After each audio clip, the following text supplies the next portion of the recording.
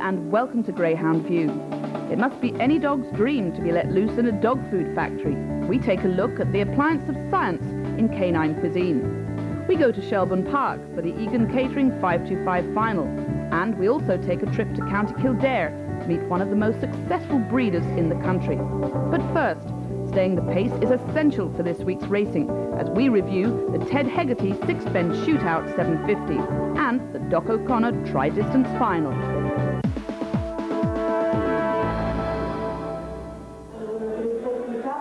We're back at Harold's Cross for another big night's racing featuring the final of the OConnor Try Distance and the Ted Hegarty 6-bend Shootout.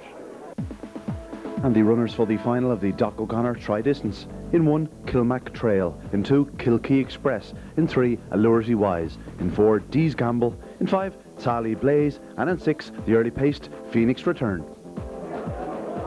And away they go, and fast in the stride is Phoenix Return on the outside, and Allurity Wise clear on the inside. Out to the first corner, it's Allurity Wise on the inside, and Phoenix Return on the outside. Around the first corner, Allurity Wise from Phoenix Return. Back in third place, Kilmac Trail. Down the back straight, and Allurity Wise just forging to the front. In second spot, Phoenix Return. Back in third, Kilmac Trail. Into the third corner, Allurity Wise. Gone 2 or 3 lengths clear now from number 6, Phoenix Return, who's tiring. Back in third, Kilmac Trail trying to make a run. But around the final corner, Allurity Wise. They're not going to catch her now. Up the home straight, Allurity Wise wins it. Running on for second spot, number 4, Dee's Gamble. Back in third, Kilmac Trail.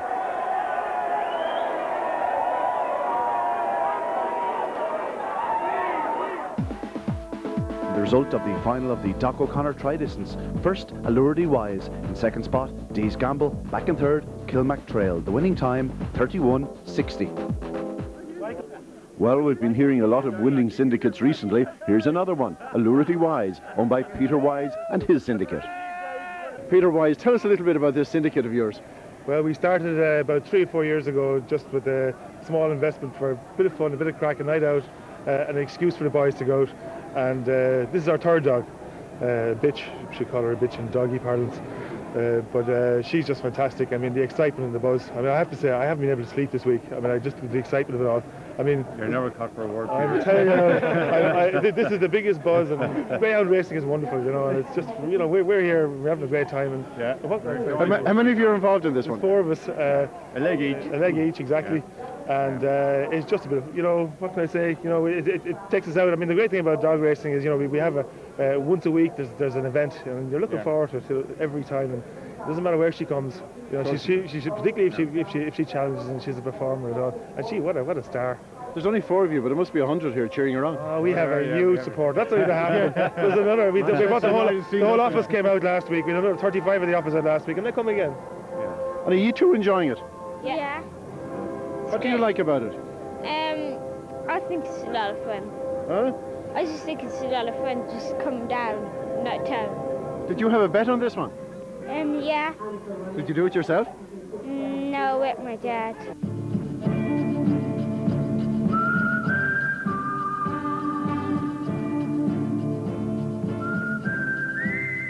He's not quite Clint Eastwood, but Ted Hegarty is the man behind the 6-bend Shootout. In Trap 1 we have Trendy Biko, owned by Peggy Sneed from Dublin, trained by Brian Madigan, this daughter of Some Picture and Side Trend. Number 2 is Glensky Nijinsky, owned by Ian O'Rourke from Kildare, trained by Paul Hennessy, a son of Shanla Slippy and Glensky Lady. In Trap 3, Unbeaten over 6 bends, owned by John Fitzgerald and Pauline Corcoran, trained by Philly Goff, is Making Merry, a daughter of Tom's the Best and Tinra Princess. Next door in Trap 4 is this magnificent stare, Metric Tiger, owned by Larry Byrne from Enniscorthy, trained by Johnny Kavanagh, a son of Smooth Rumble and Metric Malba. In 5 we have Frosty Rose, owned by Nick Cullen from Wexford, trained by Pádraig Campion, the daughter of Spiral Nikita and Olid Saitret. And running from Trap 6 is Ballantrain Gold, owned by the Borderline Syndicate from Kilkenny, trained by Damien Quigley, a daughter of Tom's the Best and Ballantrain Lady. This promises to be one of the outstanding 6-bend contests, all the top stairs in action, a real thriller in store. One of the dogs in the traps for the 6-bend Shootout. And away they go, and fast in the stride. Trendy Beak on the inside. Now the favourite, Making Merry, moving strongly on the outside. Around the opening corner, Making Merry just strikes the front from Trendy Beako. Back in third, Glen Skinnaginski. Up past the stands for the first time, and Making Merry's out clear in front. She's not going to be beaten now, I'd say. In second spot, Trendy Beako. Around the third corner, and Making Merry still a few lengths out in front from number 1, Trendy Beako. Back in third place, Glen Skinnaginski. Down the back straight, and Making Merry stretching clear in front from number 1, Trendy Beako. Up to the second last corner, Making Merry. Trendy Beako staying with her well, but around the second last corner now, and Making Merry really starting to wind it down. Around in second place is Trendy Beako. Frosty Rose making up a lot of ground in third, but Making Merry wins it, the sixpence shootout queen. And the result of the Ted Hegarty sixpence shootout: first, number 3, Making Merry. She maintains her unbeaten record over sixpence. Second place, Trendy Beako. Back in third, Frosty Rose. The winning time, 41.65. Another great performance, Phil, from Making Merry. Tremendous there. Yeah, she is something special, all right. Yes, she's just, words can't describe her. She's dream to train and dream to watch racing. Last week she came from 10 behind, but tonight she's out there in front and all over early. She did, yes. She's capable of doing that. But last week she came away well, and she was just on the outside of 2 dogs going around the bend, and she got clipped from behind, I thought. And, you know, she showed her mettle the last week coming through the field, and just pure pace got her back into the race. She's a bit of a freak. Any distance, basically, she can do times over. Well, she can do times over any distance, yes. From sprints up, she can do time, you know. She's done it from practically from the board go. And she's frightening to watch, really, sometimes. You'd check your watch and say, that can't be right, you know, but she does it, you know. What's on the agenda now? She's be running the Red Mills in Shelbourne Park. Hopefully she'll qualify there, and there's a stake coming up in Cork. We'll possibly look into that then. We don't plan too far ahead, one night at a time. It's a wrong mistake to make plans with a greyhound. They're only dogs. Anything can happen.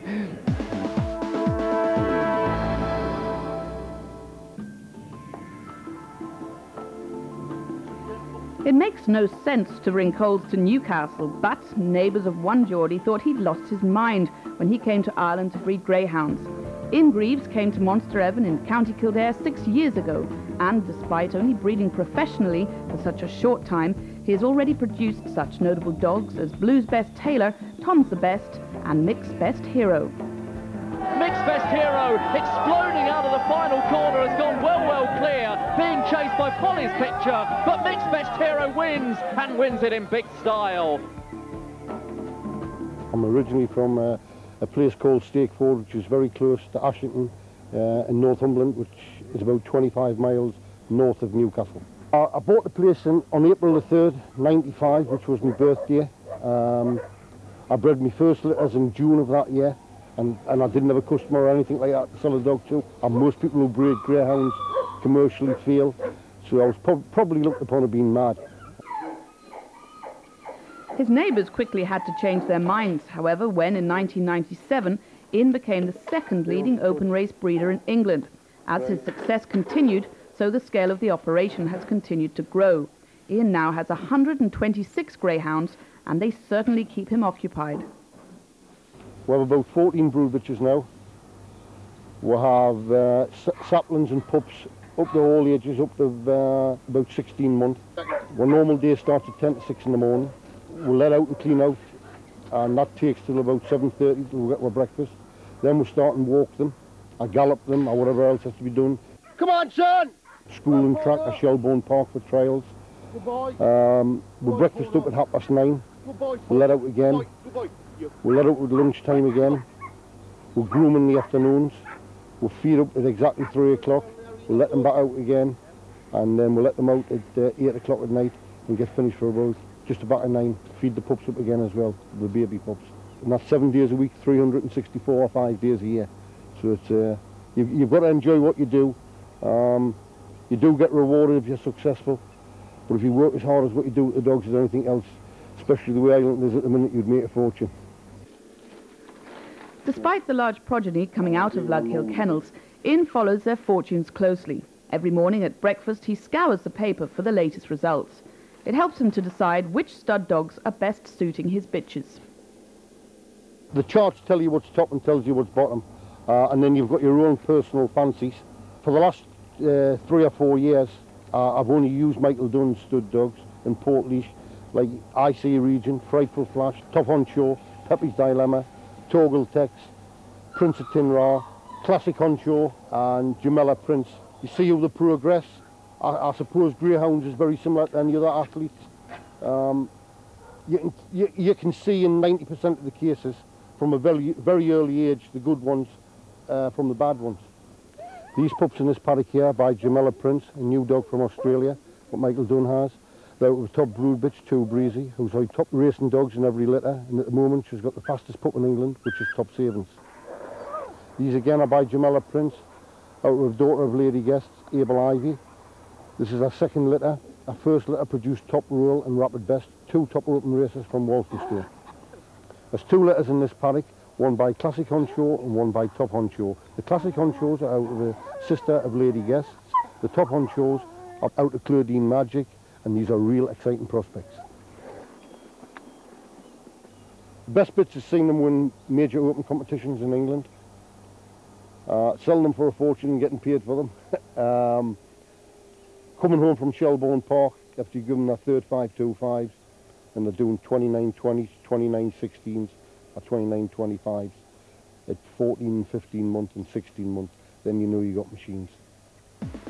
Join us after the break when we witness the appliance of science to feeding greyhounds and the Eagan Catering 525 from Shelbourne Park.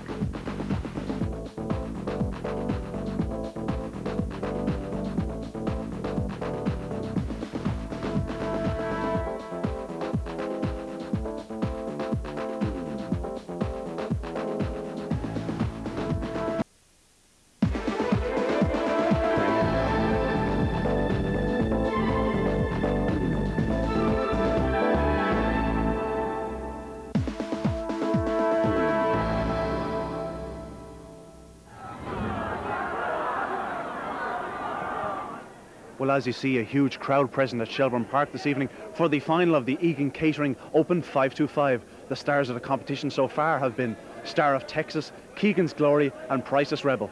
This is how they got to the final.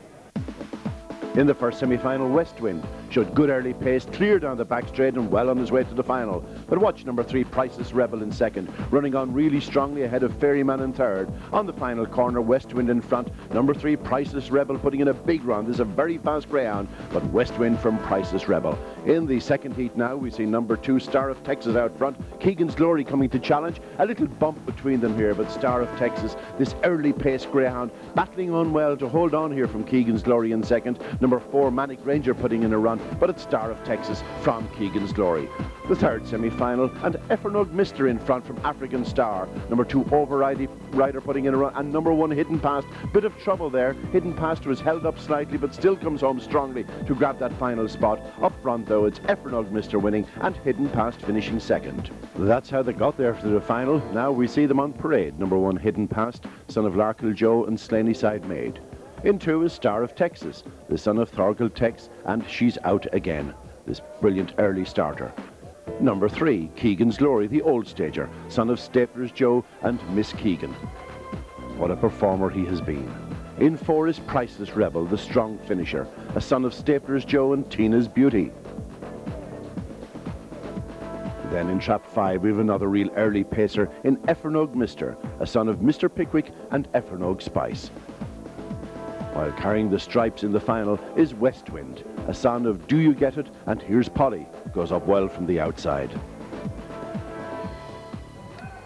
Well, the bell has sounded for the final of the Eagan Catering Open 525 final, and the dogs in trap order: in 1, Hidden Past; in 2, the early paced Star of Texas, one of the joint favourites; in 3, Keegan's Glory, the other joint favourite; in 4, Priceless Rebel; in 5, Effernug Mister; and in 6, Westwind. The hares just come around the final corner, coming up the home straight and up behind the traps, and away they go, and fast in the stride was Star of Texas. On the outside, Priceless Rebel into the first corner. Around the first corner, number 2, Star of Texas pulls the lead from Priceless Rebel. The joint favourite, Keegan's Glory, at the tail of the field, put out of the second corner, and Star of Texas now been challenged by Priceless Rebel down the back straight, and Priceless Rebel's gone into a 2-length lead into the third corner. Back in third place we have number 5, Effernug Mister, around the final 2 corners, and number 4, Priceless Rebel. He's going further with every stride he takes. In second spot is Star of Texas, but coming up to the line, nobody's going to catch Priceless Rebel. In second, Star of Texas. Back in third, Hidden Past. The winning time, a magnificent track record, 28:27. And the winner of the Eagan Catering Open 525 was Priceless Rebel. In second place, Star of Texas, and third, Hidden Past. The time, a great track record, 28:27. Now let's have another look at this race. Really was decided when Priceless Rebel came out fast and was a close second going to the corner. Keegan's Glory performed well below his best tonight. He didn't get away to a fast start there. He is in the white jacket, in trouble going to the corner. His race is really over at this stage, but it's Star of Texas in front. Now, Priceless Rebel is a dog who's normally well behind in the early stages of the race, but this time he came away running, and once he was a close second into the back straight, well, it was obvious we were going to have a huge run here at Shelbourne Park. Just taking over now from Star of Texas down the back straight, Priceless Rebel, owned by Kathleen Murphy, who's living out in the Cayman Islands herself, and her husband Brian have had a great record over the years with the barefoot dogs. This one runs in the Priceless name, Priceless Rebel. He's steaming to the front now in the third bend, son of Stapler's Joe and Tina's Beauty, and extending his lead all the way from here. This is a powerful performance, one of the great runs we have seen at Shelbourne Park over the years, taking 13 spots off the old track record held by Chart King. Look at him powering away from Star of Texas. Now, he's a dog capable of a huge run, but this Priceless Rebel is really running right away from him, coming up the straight. And Priceless Rebel, another big win for Paul Hennessy, but it's the track record that really makes this the story. Priceless Rebel breaks the beam there, the winner from Star of Texas. A majestic performance. Well, we're here with Paul Hennessy following Priceless Rebel's magnificent 28-27 track record run in the final of the Eagan Catering 525. Paul, the dog was sensational tonight. Yeah, Ian, it's the first time in his life that he's got a good break. He's always showed tremendous ability, and coming from way off the pace when he's getting bumped and bored, and he's had little problems with shoulder problems and things like that, and we just raced him through it, and thanks be to God he got it right on the night. But when he broke and came up, it was just the writing was on the wall, because he's a tremendous dog from the back straight and home. Susan, I know you do most of the work at home. It's a myth that Paul does all the work. What sort of dog is he? Oh, he's fabulous. He's a great dog. I'm so thrilled for the owners. It's an awful pity they weren't here to see it. They were in Cork for the Barefoot Joes in the Laurel, and they were really impressed, because with the new facilities in Cork, they were able to watch Shelbourne racing up here, and they were thrilled, and it's just great. It was fantastic. It's an awful pity they weren't around to see it. But he's a lovely dog, and I mean, to do the track record is phenomenal, and we're thrilled, because definitely next year will probably be his best year.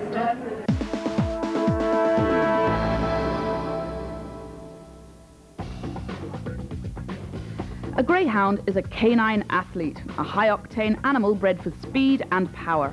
But like any Formula One racing car, its performance is affected by the fuel it receives. In the greyhound's case, the fuel is the food that it eats. It's hardly surprising that in today's high-tech world, food has become a science. Red Mills in County Kilkenny produce a variety of dog food, and at the heart of the operation is their very own laboratory. We were one of the pioneers to take greyhound feed from what was probably just, would say, an interest, although very, very strong interest with certain people who tried feeding meat and various other things, to the point where we examined what were the requirements for a high-speed dog and how to sustain him, and made it more available and more professional to the customers. All the greyhound feeds we produce here are completely balanced for protein, oil, fibre, minerals and vitamins. Therefore, the dog is getting a completely balanced diet, and there is no requirement to add anything else with the exception of having fresh water available. A performance greyhound feed generally contains a higher level of protein and a higher level of oil than some ordinary dog feeds. Basically, the level of protein in a performance dog feed is higher due to the fact that you need extra protein for tissue and muscle repair, and the oil and carbohydrate included in the feed is required for the energy as required during a race. The feed we designed for dogs are pre-cooked or pre-digested, if you like, in that the starch is completely cooked in the feed prior to the dog eating it. Additionally, dogs are carnivores, and that's why we include the meat content in the feed. When the Ministry of Agriculture insisted the Connolly family separate their dog food manufacturing business from the horse food plant in Goresbridge, the company saw it as an opportunity to build an ultra-modern site in nearby Goran. We decided we'd build a state-of-the-art plant. It's 70,000 square feet, and it's one of the most modern plants, and certainly was when we built it, unless somebody's built another one that I'm unaware of. We're highly computerized. As a matter of fact, the only on and off switch in the control room is the light switch. Everything else is controlled by computer. As in the development of feeds as such for all sorts of animals, extrusion became very important from the point of view of producing dog foods. And we purchased our first extruder in 1981.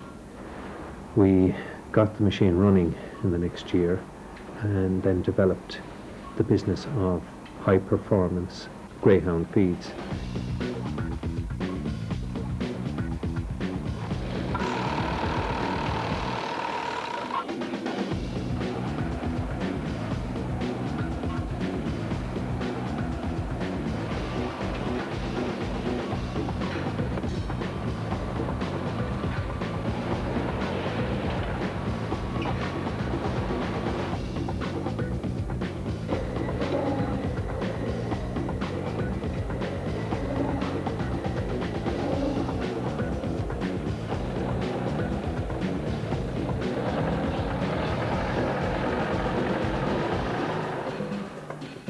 The other aspect of what we tried to do here was traceability of raw materials and of finished feeds out to the customer.